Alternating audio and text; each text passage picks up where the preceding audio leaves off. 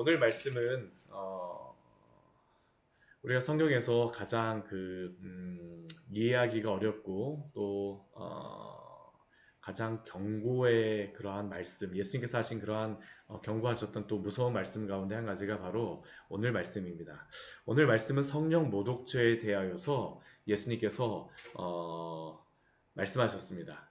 성경에 보게 되면 예수님께서 이 성령 모독죄에 대하여서 이러한 말씀을 하시는 것을 히브리서라든가 다른 그 서신서에서도 나와 있지만 이 말씀을 하신 분을 우리가 보게 되면 예수님께서 이 말씀을 하셨음을 우리가 볼 수 있습니다. 마태복음에서도 이 말씀을 하시고 또한 마가복음 또한 누가복음에서 이 말씀에 대하여서 말씀하십니다. 그리고 경고하십니다. 근데 이 성령 모독죄라고 하는 것이 예수님께서 그냥 말씀하시는 것은 아니고 이게 문맥이 있고 맥락이 있다는 것을 우리가 볼 수 있습니다. 앞에 우리가 보았던 그 말씀이 어떠한 말씀이었습니까?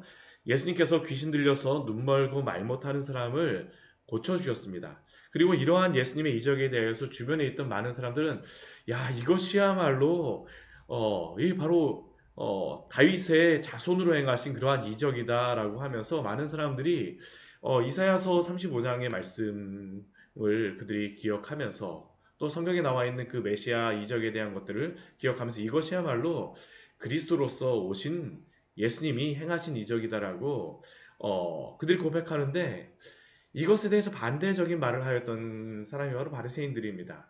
이것은 그리스도로서 다윗의 자손으로서 한 그러한 사역이 아니라 바로 바알세부를 힘입어서 이 일을 하였다라고 하죠. 예수님이 하신 것은 성령의 일하심으로 하신 것인데 반대로 다 이것을 말해버린 것입니다. 그리고 이것의 맥락에서 오늘 성령을 모독하는 죄를 말씀하십니다. 근데 오늘 말씀을 보게 되면 이 성령 모독죄가 아닌 두 가지 것에 대하여서 예수님께서 말씀하십니다. 첫 번째 것은 무엇이냐면 31절 말씀 보게 되면 그러므로 내가 너희에게 이르노니 사람에 대한 모든 죄와 모독은 사하심을 얻되 사람에게 대하여서 행하는 그러한 죄와 모독은 용서함을 받을 수 있다라고 예수님께서 말씀하세요. 인간에게 대한 그러한 죄, 악독한 그러한 죄가 분명히 있습니다. 그러나 그러한 것들은 회개하고 하나님께 나오게 되면 예수님께 나오게 되면 용서하심을 받을 수 있다라고 말씀합니다. 또 32절 말씀에도 보게 되면 누구든지 말로 인자를 거역하면 사하심을 얻을 수 있다라고 말씀합니다. 여기에서 말하고 있는 인자는 우리가 성경 말씀에 보게 되면 인자는 사람의 아들로 다 나오지만 이 사람의 아들은 다니엘서에 나와 있는 그 인자를 이야기합니다. 구름을 타고 오시는 분, 예수 그리스도를 나타내는 것입니다. 그래서 예수 그리스도를 말로 거역하는 자는 사하심을 받을 수 있다라고 예수님께서 말씀하세요. 근데 여기서부터 이제 또 이게 어려운 겁니다. 왜 어렵냐 하면 말로 인자를 거역하면 사하심을 받을 수 있지만 뒤에 누구든지 말로 성령을 거역하게 되면 이 세상이나 옳은 세상에서 사하심을 얻지 못한다라고 말합니다. 마가복음에서는 영원히 사하심을 받지 못한다라고 용서함을 받지 못한다라고 말씀하고 있습니다. 그러니까 굉장히 두려운 말씀이죠. 그리스도인들에게는. 우리가 이렇게 되면 어떻게 할 것인가? 두려울 수밖에 없습니다. 근데 이게 어려운 게 말로 인자함을 거역하는 것과 말로 성령을 거역하는 것의 차이가 무엇이냐라는 게 이게 이해하기가 어렵습니다. 그렇기 때문에 이 말씀이 더 해석하기가 어렵고 우리가 이해하기가 어려운 것입니다. 근데 이게 우리가 말씀을 잘 보게 되면 말로 거역하면 사하심을 얻는다는 것과 누구든지 말로 성령을 거역하면 사하심을 얻지 못한다는 것이 차이가 무엇인가를 우리 성경적으로 보게 되면 이해할 수 있는 단서들이 있습니다. 이게 무엇이냐면 말로 인자를 거역한다라고 하는 그러한 것은 우리가 성경에 보게 되면 말로 인자를 거역하였던 그러한 대표적인 사람이 있습니다. 그 사람이 누굴까요? 사도 바울이죠. 사도 바울 같은 경우는 예수님에 대하여서 예수님을 모르기 때문에 그는 그 예수님을 믿는다라고 하는 그러한 사람들을 쫓아다니면서 박해하고 심지어는 여러 가지 여러 가지 예수님 믿는 사람들을 향하여서 잔멸한다라는 그러한 사도행전의 말씀을 보게 되면 찾아다니면서 이 박해와 여러 가지 악한 일들을 행하였던 게 바로 사도 바울의 그러한 행적이었습니다. 근데 우리가 사도 바울을 보게 되면 어떻습니까? 예수님을 믿고 그가 완전히 변화되어서 박해를 행하던 자에서 박해를 받는 사람으로 변하게 되어집니다. 이게 무엇일까요? 이 인자를 말로 인자를 거역한다라는 사심은 그래서 무엇으로서 우리가 이해할 수 있냐 하면 예수님을 몰랐던 사람. 그러니까 예수님에 대해서 복음에 대하여서 몰라갖고 이 적대적인 그러한 사람들, 예수님을 전혀 알지 못하였던 그러한 사람들. 그러나 사도 바울 같은 경우도 어떻습니까? 다메섹 도상에서 예수님을 만나게 된 다음에, 예수님을 믿게 된 다음에는 그가 복음으로 인하여서, 그 은혜로 인하여서 자신의 죄를 위하여 죽으신 예수 그리스도를 알게 되니까 그 다음서부터는 이제는 자신을 위해서 사는 것이 아니라 어떠한 박해를 하며 살아가는 사람이 아니라 예수님의 그러한 그 이름을 반대하며 살아가는 사람이 아니라 복음을 위하여 살아가는 사람이 되죠. 그리스도를 위하여서 목숨을 바치며 그리스도의 영광을 위하여 살아갔던 사람이 바로 이 사도 바울이 되어집니다. 그런데 이 성경을 거역하는 이 사람이라고 하는 것은 우리가 문맥상으로 잘 보게 되면 어떠한 특징이 있냐 하면 이 오늘 우리가 잘 보면 바리새인들과 관련되어 있다는 것을 우리가 볼 수 있게 되죠. 이 사람들은 어떠한 사람들일까요? 우리 앞에 말씀에 보면 27절 말씀에 보게 되면 이렇게 12장 27절 말씀 보게 되면 그들이 이렇게 예수님께서 이렇게 말씀하십니다. 또 내가 바알세불을 힘입어 귀신을 쫓아내면 이라고 예수님께서 말씀하시고요. 28절 말씀 보게 되면 그러나 내가 하나님의 성령을 힘입어 귀신을 쫓아내는 것이면 이라고 예수님께서 말씀하십니다. 그러니까 앞에서는 바알세불을 힘입어서 귀신을 쫓아내었다라고 그들은 이야기하고요. 그러나 예수님은 그것이 아니라 하나님의 성령을 힘입어서 귀신을 쫓아내었다라고 말씀하시죠. 이것은 이들이 예수님이 행하신 그러한 일에 대하여서 예수님에 대하여서 몰라서 그렇게 행하였다라기보다는 이들이 고의적으로 그렇게 행하였다라는 것을 의미하고 있는 것입니다. 앞에 말씀에 보게 되면 우리가 그 이스라엘 그 무리들 같은 경우에는 이는 다윗의 자손이 아니냐라고 하면서 예수님에 대하여서 성경에 말씀하신 그분으로서 받아들이고 믿을 수 있음에도 불구하고 그런데 이 사람들은 어떻게 행한 겁니까? 이 사람들이 이것을 성경을 그 무리들보다 훨씬 더 잘하는 사람들입니다. 분명히 이렇게 생각할 수 있는 사람들이었습니다. 근데 이들은 어떻게 합니까? 오히려 하나님이 그러니까 예수님께서 성령을 힘입어서 하시는 일, 예수님이 그리스도로서 오셔서 하시는 일인 것을 성령께서 그들의 마음에 알려주셨음에도 불구하고 그들은 그 마음에서 고의적으로 지금 예수님의 사역을 대적하고 반대하고 있다는 것을 우리가 알 수 있습니다. 결국 그러니까 누구든지 말로 성령을 거역하는 것이다 라고 하는 이러한 의미는 우리가 문맥상으로 보게 되면 우리가 오늘 말씀 이 12장 말씀을 통하여서 보게 되면 성령께서 하시는 일이라는 예수님이 하시는 일이 성령을 통하여서 하나님의 일이라는 것을 분명히 알 수 있음에도 불구하고 그들이 가지고 있는 생각과 지식으로 인하여서 알고 있음에도 불구하고 일부러 고의적으로 반대하며 사탄의 역사로 모독하고 있는 그러한 행동이 바로 성령을 모독하는 것이다 라는 것을 오늘 말씀은 우리에게 알려주고 있는 겁니다. 결국 성령의 역사를 알고 있음에도 사탄의 역사로 돌리며 배교의 일들을 행하고 있는 겁니다. 그런데 더 큰 문제는 무엇일까요? 말로 성령을 거역하면 그 사심을 얻지 못한다라고 하는 이 중요한 이유 중에 한 가지가 무엇이냐 하면 구원을 적용하시는 분은 우리가 그 성경을 잘 보게 되면 구원에 대하여서 하나님의 구속에 대하여서 이 계획하시는 분이 그 하나님이시고 이것을 성취하신 분이 예수님이시고 이 구원에 대하여서 각 사람에게 적용하시고 믿도록 하시는 분이 성령님이신데 지금 이 사람들은 어떻게 하는 겁니까? 성령님이 하시는 일을 이들이 고의적으로 부인하고 부정하고 있습니다. 성령의 역사를 믿지 않고 있습니다. 예수님을 믿지 않는 것입니다. 고의적으로. 결국 이들이 그러니까 어떻게 할까요? 자신들이 믿지 않겠다라고 애써서 물러가게 되니까 예수님을 믿어야지만 구원을 받는데 고의적으로 그 복음과 그리스도를 받아들이지 않기 때문에 어떻게 구원을 받을 수 있겠습니까? 예수님께서 그것을 지금 경고하고 계시는 것이죠. 결국 이러한 성령 모독죄는 이미 성령의 은혜를 맛보았다라고 하는 그러한 사람들이 배교하여서 배역하여서 그 복음의 진리를 고의적으로 받아들이지 않는 상태와 연관이 있다라는 것을 예수님께서는 우리에게 알려주고 계십니다. 우리가 이러한 말씀을 보면서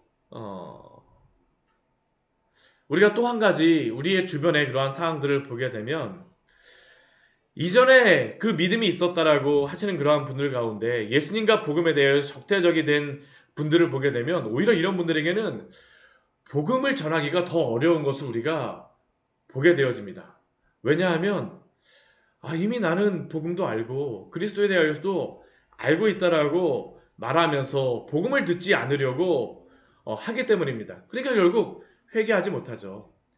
회개하라 천국이 가까이 왔느니라라고 예수님께서 말씀하지 않으셨습니까?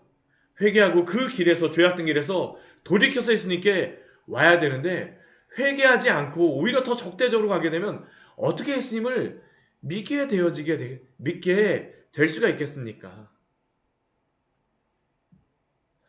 그런데 이러한 말씀을 듣게 되면 어떤 분들은 굉장히 두려워하는 분들이 있으세요. 정말 내가 믿음 안에서 살고자 하면서 몸부림치는 그러한 분임에도 불구하고 이러한 말씀을 보게 되면 때때로 내가 짓는 그러한 죄의 모습을 보면서 나는 구원받은 자가 아닌가라고 큰 두려움 속에 고통을 당하는 그러한 분들도 계십니다. 그런데 이렇게 큰 두려움 속에 자신의 죄를 회개하며 고통스러워하는 것 자체가 무엇일까요? 바로 성령께서 그 마음속에 역사하고 계시다라는 것을 우리에게 말씀하고 있습니다. 왜냐하면 성령을 모독하는 죄는 자신의 죄에 대해서 두려워하거나 무서워하지 않는 그러한 특징이 있기 때문입니다. 오늘 바리새인들이 바로 그런 것입니다. 그리고 이러한 말씀을 하시고 난 다음에 예수님께서 하시는 그러한 말씀이 있습니다. 그것은 이 열매에 대하여서 예수님께서 말씀하세요. 나무도 좋고 열매도 좋자 하든지 아니면 나무도 좋지 않고 열매도 좋지 않다 하든지 하라. 그 열매로 나무를 아느니라. 우리는 이미 마태복음 7장에서 예수님께서 나더러 주여 주여 하는 자마다 다 천국에 들어갈 것이 아니요 다만 하늘에 계신 내 아버지의 뜻대로 행하는 자라야 들어가리라 하시면서 그들의 열매로 알리라라고 말씀하셨던 예수님의 말씀을 우리는 이미 알고 있습니다. 근데 예수님께서 이 성령 모독죄에 대해서 말씀하시고 난 다음에 다시 한번 이 열매에 대해서 말씀하십니다. 이 열매는 무엇을 의미하는 것일까요? 입술의 열매를 나타내고 있는 것입니다. 우리 34절 말씀 우리 같이 한번 읽어보도록 하겠습니다. 독사의 자식들아 너희는 억하니 어떻게 선한 말을 할 수 있느냐 이는 마음에 가득한 것을 입으로 말함이라. 이 독사의 자식들이라고 하는 이 말씀은 예뱀 마귀의 그러한 것을 나타내는 것이죠. 결국 독사의 자식들이라고 하는 것은 이 마귀의 후손이라고 예수님께서 아주 강력하게 경고하십니다. 세리요한도 이것을 말하였었죠. 앞에서. 그러면 이 독사의 자식들에게서 나오는 것이 무엇이겠습니까? 독사의 특징이 무엇입니까? 그 입에서 독이 나온다라는 겁니다. 즉 그 입술의 말이 독을 품은 말을 한다라고 예수님께서 말씀하십니다. 왜 그렇습니까? 그 마음의 독을 한가득 품고 있기 때문입니다. 마음의 독이 가득하기 때문에 그 입술에서 독한 말들이 나옵니다. 불의한 말, 추악한 말, 탐욕스러운 말, 악의가 가득한 말, 시기의 말, 악독이 가득한 말, 수근수근하며 비방하는 말, 교만한 말, 자랑하는 말, 원망하며 불평하는 말이 끊임없이 쏟아져 나옵니다. 물론 어느 때에는 그렇지 않을 수도 있지만 결국에는 그 마음에 가득한 것이 예수님께서는 나올 수밖에 없다라고 우리에게 알려주시죠. 그 쌓은 선에서 선한 말을 내놓는 것과 같이 악한 사람은 그 쌓은 악에서 악한 것을 말한다라고 예수님께서 말씀하십니다. 그렇게 사랑하는 성도 여러분, 거듭나셨습니까? 그런데 거듭난 성도는, 구원받은 성도는 그 입술도 역시 거듭난 성도요, 구원받은 입술임을 기억해야 합니다. 그리고 예수님께서는 36절 말씀에서 엄청난 경고를 하시죠. 내가 너희에게 이르노니 사람이 무슨 무익한 말을 하든지 심판날에 이에 대하여 신문을 받으리라. 여기에서 무익한 말은 아무 영양가가 없는 그러한 말을 의미합니다. 농담과 같이 쓸데없는 말도 의미하는 것입니다. 그런데 예수님께서는 그러한 무익한 말조차도 심판날에 신문을 받을 것이다라고 경고하고 계시는 겁니다. 물론 우리는 우리의 입술로 구원을 우리가 받는 것은 아닙니다. 그러나 오직 우리는 예수 그리스도의 공로로만 구원을 받습니다. 그러나 분명한 것은 우리가 구원을 받았다라고 하면 이 무익한 말을 하는 것으로서 우리의 입술을 말하는 것이 합당하지 않다라는 것을 우리는 기억해야 합니다. 에베소서 5장 3절과 4절의 말씀은 이렇게 말씀합니다. 우리 말씀 같이 한번 보도록 하겠습니다. 에베소서 5장 3절과 4절의 말씀입니다. 에베소서 5장 3절과 4절의 말씀입니다. 같이 우리 읽도록 하겠습니다. 음행과 온갖 더러운 것과 탐욕은 너희 중에서 그 이름조차도 부르지 말라. 이는 성도에게 마땅한 반이라. 누추함과 어리석은 말이나 희롱의 말이 마땅치 아니하니 오히려 감사하는 말을 하라. 아멘. 성도에게 이러한 말은 합당하지 않습니다. 하물며 불신자들이 행하는 이러한 말들은 심판날에 어떠한 결과를 초래하게 될까요? 말씀을 정리하도록 하겠습니다. 오늘 말씀은 예수님께서 엄청난 경고를 하십니다. 정말 대단한 경고를 하시는 그러한 말씀이죠. 그런데 이 말씀을 예수님이 말씀하셨다는 것을 우리는 기억해야 합니다. 성령 모독죄, 예수님을 믿고 구원의 은혜의 딸을 받았다라고 하면서 우리가 예수님의 그 길에서 돌아서면 안 됩니다. 우리는 날마다 믿음으로 분투하며 살아가야 될 그러한 믿음의 성도인 줄 기억하십시오. 오늘 이 말씀은 예수님이 두렵게 하시는 그러한 말씀이기도 하지만 또 한편으로는 우리에게 경종을 울리는 말씀입니다. 그렇게 하면 안 된다라고 오늘도 말씀하시는 것입니다. 우리가 자녀를 혼내줄 때에도 나쁘게 되라고 말씀하시는, 우리가 혼내는 것이 아니잖아요. 예수님의 그러한 제자로서, 하나님의 자녀로서 거룩한 자태를 뽐내며 살아가라고 우리에게 격려하는 말씀이라고 우리는 기억해야 합니다. 구원의 은혜에 감사하며 살아가십시오. 또한 구원받은 성도로서 아름다운 말, 감사의 말을 오늘도 행하십시오. 이 말씀을 보았는데도 입술을 우리가 함부로 한다라고 하면 안 되겠죠. 오늘 하루 주님 앞에서 귀한 입술로서, 또한 귀한 성도로서 사용되시기를 축원합니다. 또한 우리 주변에서 이러한 길로 가게 되면 안 된다라고 사랑으로 정말로 경고하시면서 또한 사랑으로 권면하시는 그 영혼을 구원하는 데 사용되는 또 복된 하루 보내시기를 축원합니다. 같이 기도하도록 하겠습니다. 하나님 아버지, 오늘 말씀을 통하여서 우리에게